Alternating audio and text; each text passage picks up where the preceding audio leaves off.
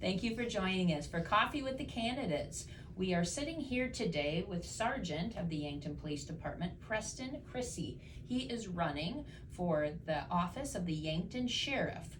The primary election is going to be on June 7th, and this is a great opportunity for you to learn a little bit more about Sergeant Crissey. Thank you for joining us today. Thank you for having me. Why don't we go ahead and start, and you can tell the viewers a little bit about yourself.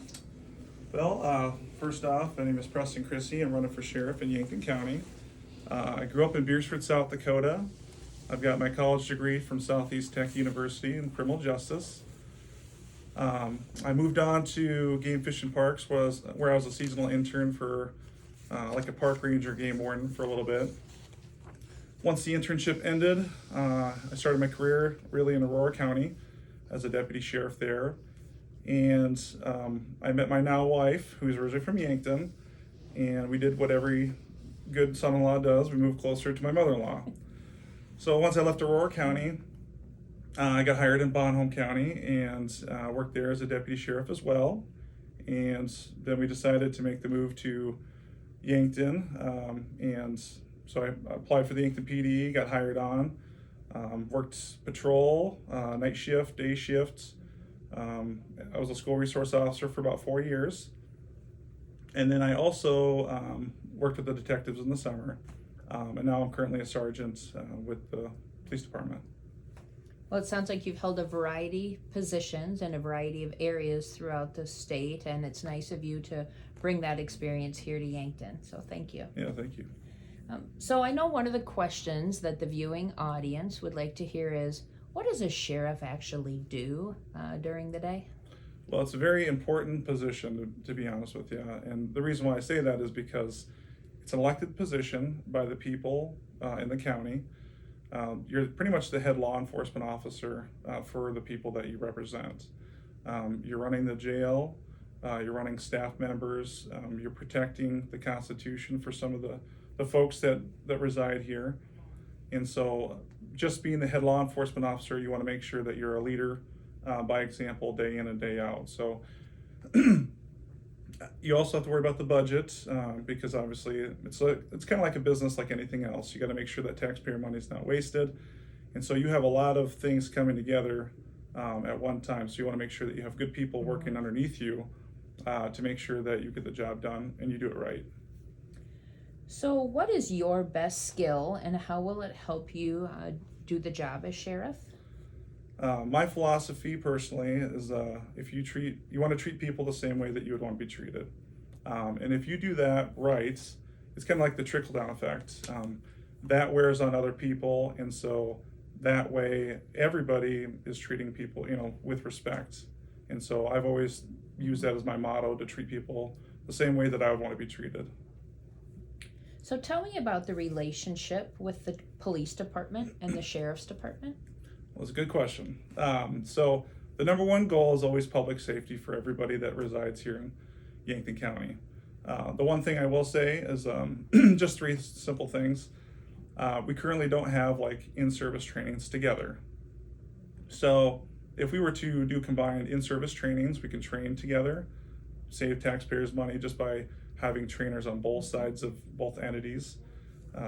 I think that we could accomplish a lot. The other thing is our CAD system, which the CAD system is it's a program designed for law enforcement.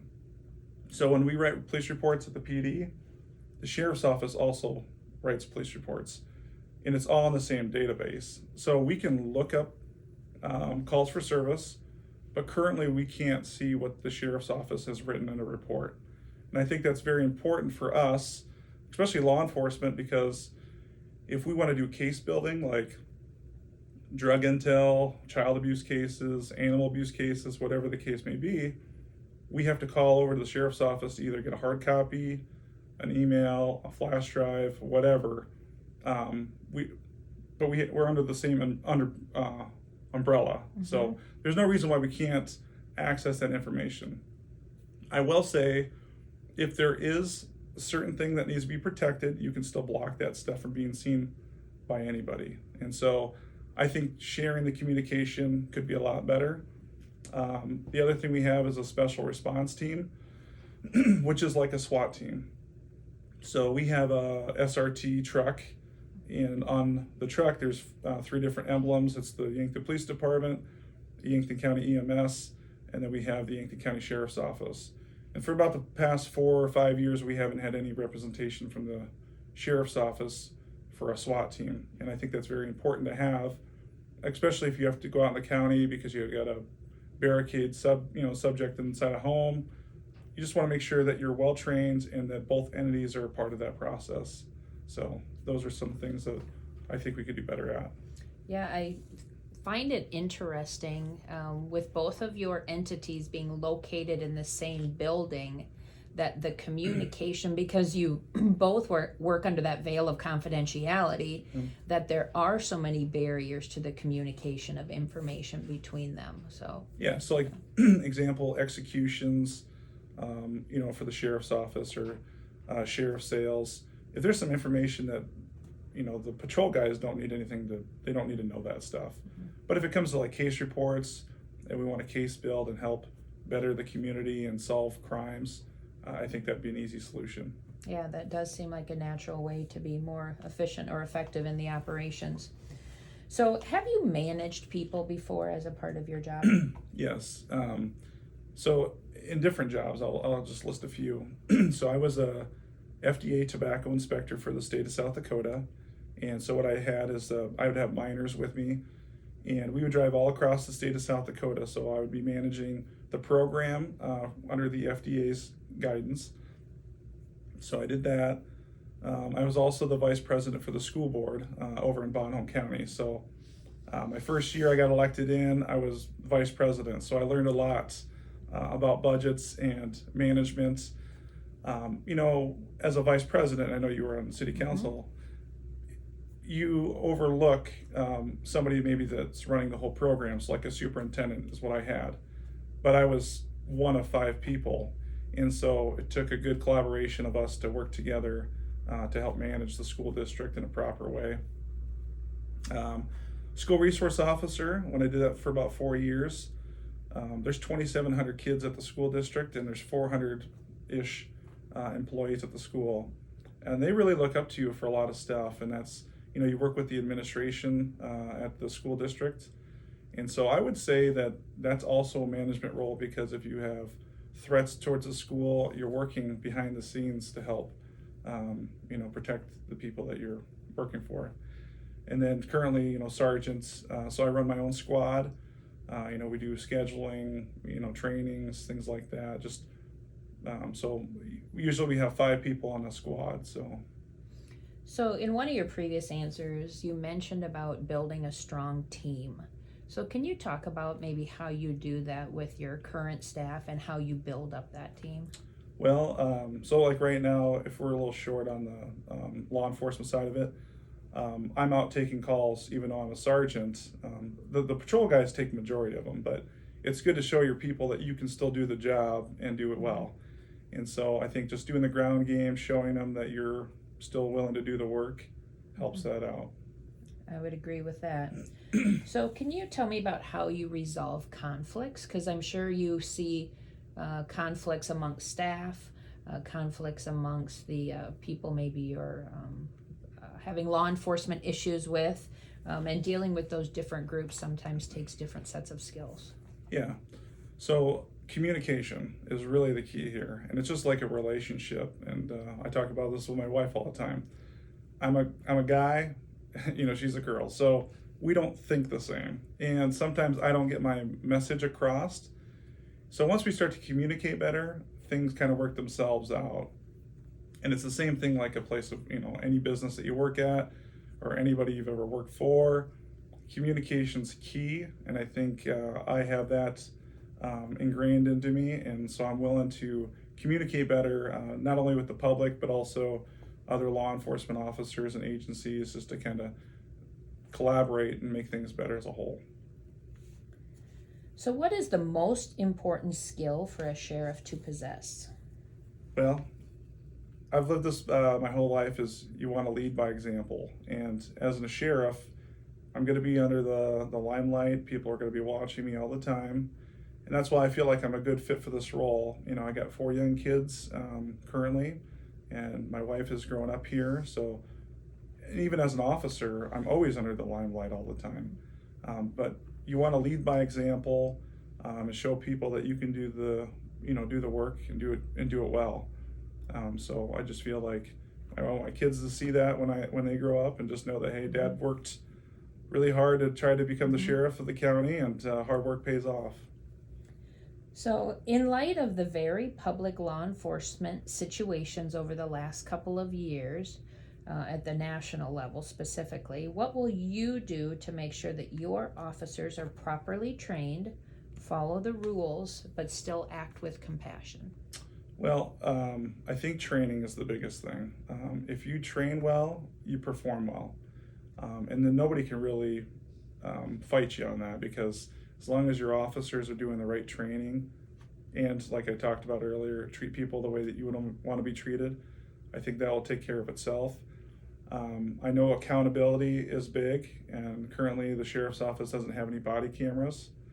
We do at the police department. I think it's been an excellent tool. I started law enforcement in 2010, and I was kind of against them right away. I was like, well, people don't trust us. But it's really helped clear a lot of officers on stuff that other people would probably just believe. So the video footage has been excellent, and if an officer is doing something wrong, we need to hold them accountable for that. But we do have a majority of really good officers on both sides, the sheriff's office and the police department, that want to work well and do well for our communities. And then as for our compassion, we go back to the same thing: treat people the way you would want to be treated. And if you do that, everything will take care of itself. So is there anything you want to share with the viewers today that I didn't ask you in one of these previous questions? I am focused on upgrading some stuff for the sheriff's office. Currently, there's no laptops in the cop cars for the deputies. I was a deputy in Bonham County, and we had laptops in our cars. And in Yankton, when we're fully staffed, we have 28 fully sworn officers that are there to protect the city of Yankton.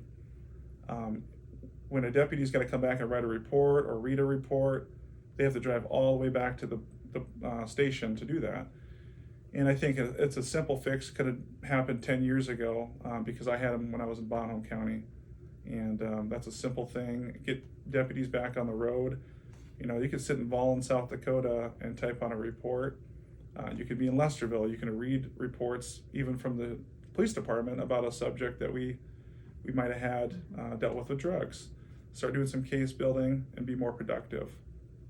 Another thing I'm focused on doing is getting a K-9 officer for the county. And the reason why I say that is because there's been an uptick in meth, and we want to definitely help curb some of that. Are we going to eliminate all drugs? No, but we can be more proactive, and a K-9 gives us that great opportunity to possibly get into a vehicle that could lead to a search warrant on a home, somewhere in the county.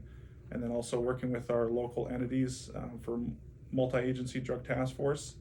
I've got very good relationships right now with like Mark Maggs, because I worked in Bonham County. Maurice Waltler, he's a chief deputy in Hutchinson County. He's also running for sheriff, and so he's endorsed me to be the sheriff too. Stephen Luke, he's the Turner County sheriff in Turner County, and so he's also a good one to work with. And Andy Howe over in Clay County, I've heard nothing but good things about him, and so I'd love to work with him as well and get some things done for Yankton County. Yeah, I hadn't really thought about it until you mentioned it. Those relationships that we have on the other side of the river are vitally important, because I know in the past there have been multi-jurisdictional situations between South Dakota and Nebraska, and having those relationships really do matter. Yeah, and communication, and that's where, doing meetings, it could be quarterly, monthly, just depending on people's schedules and stuff. But I know everybody gets busy, but I think communication, again, is kind of the key to here. Well, thank you very much for that, and thank you for coming in today. I want to remind the voters, June 7th, absentee voting has already started, so you can do that at the county commission chambers. And county voting centers on June 7th will be Yankton City Hall, Yankton Fire Station number 2, Gayville Community Center, Mayfield Store, Lesterville Fire Hall, and Lewis and Clark Recreation Area. Thank you so much for joining us today. Thank you very much.